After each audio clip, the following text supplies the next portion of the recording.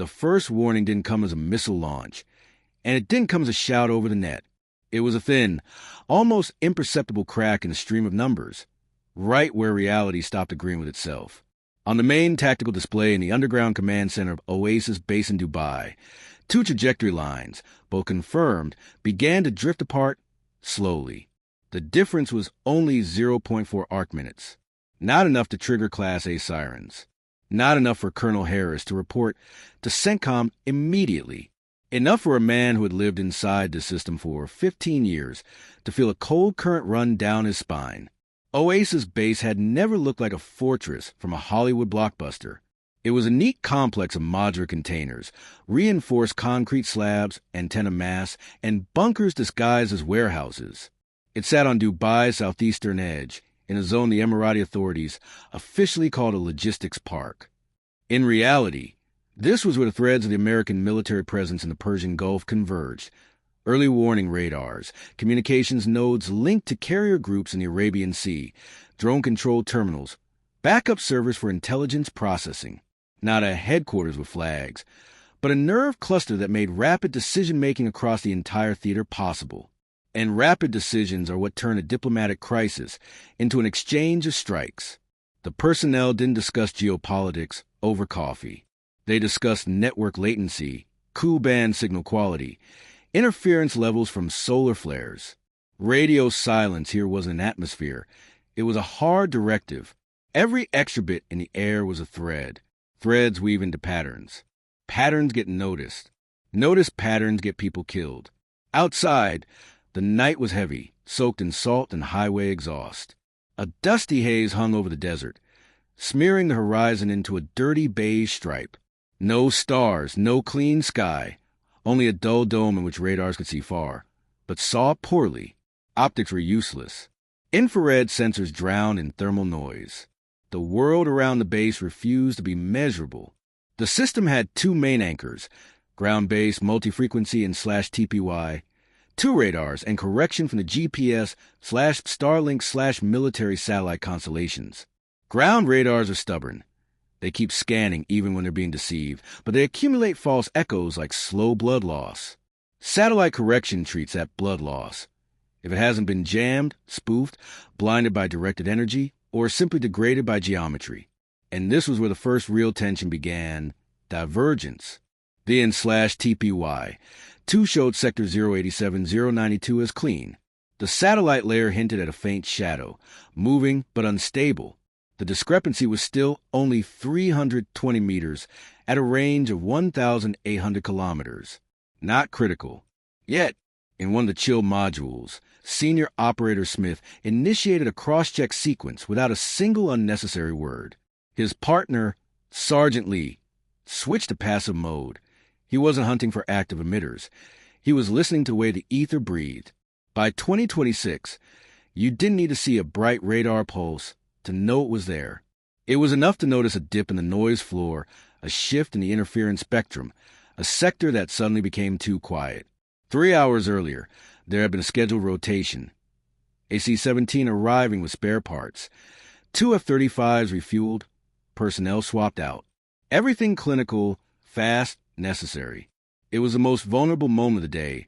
Vehicle movement, gates opening, radars running at full power.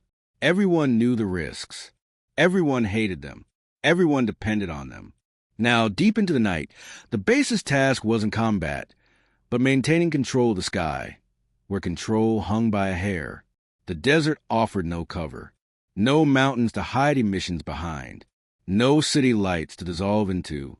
Only flat emptiness, and the knowledge on the far side of the Gulf, in the Zagros Mountains and underground complexes near Semnan, targeting systems were waiting for a single clean geometric moment to turn suspicion into target.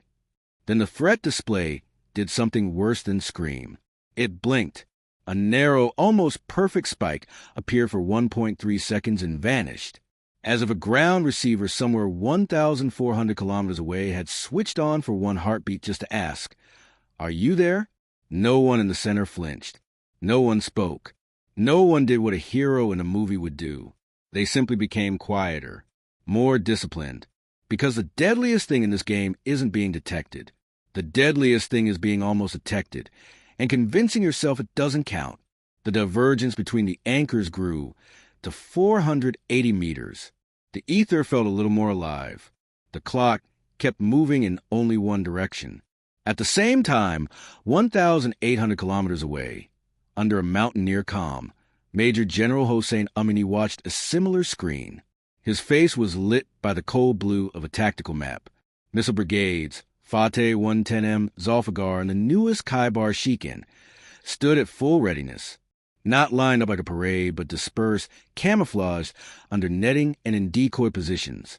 We don't want a war with the Emirates, he thought. We want the Americans to stop treating the Persian Gulf like their lake. The order had already moved down the chain.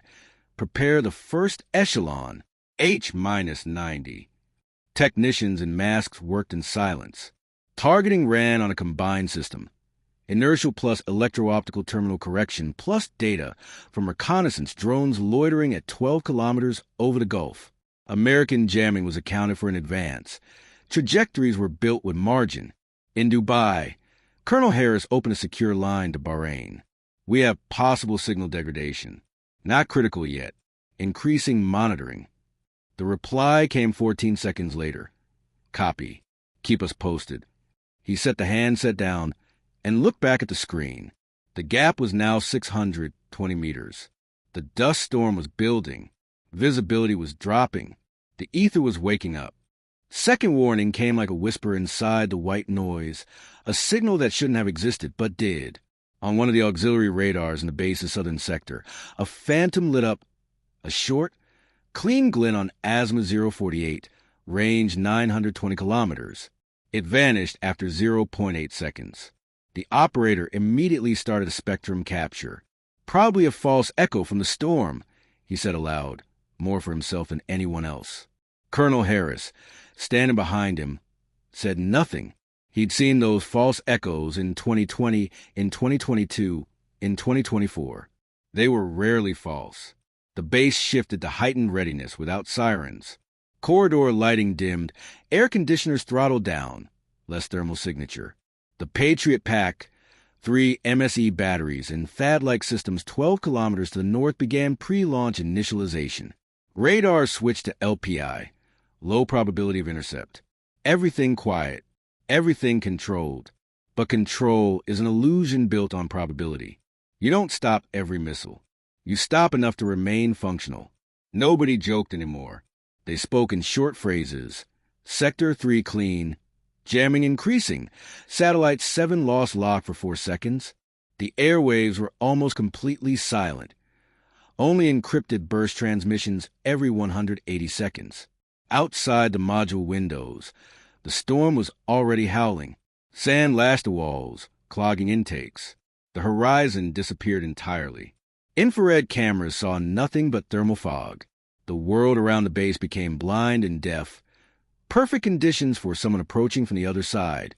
The anchor divergence reached 1.1 kilometers.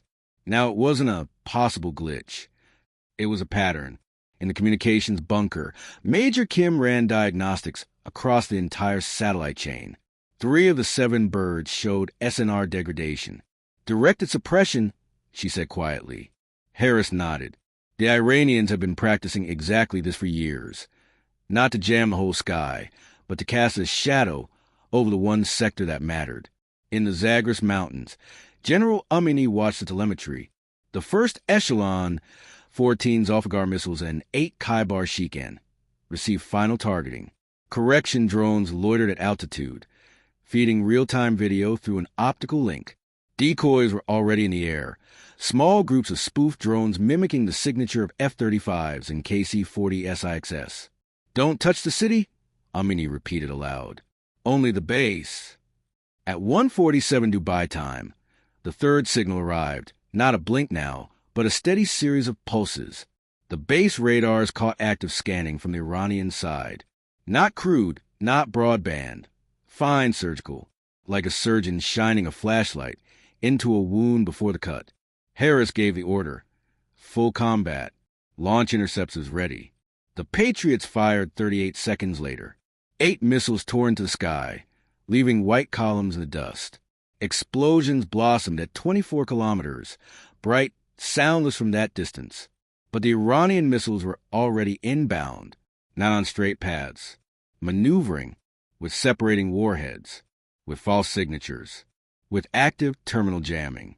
The first wave, 9 rounds, entered the engagement zone. THAAD killed 4.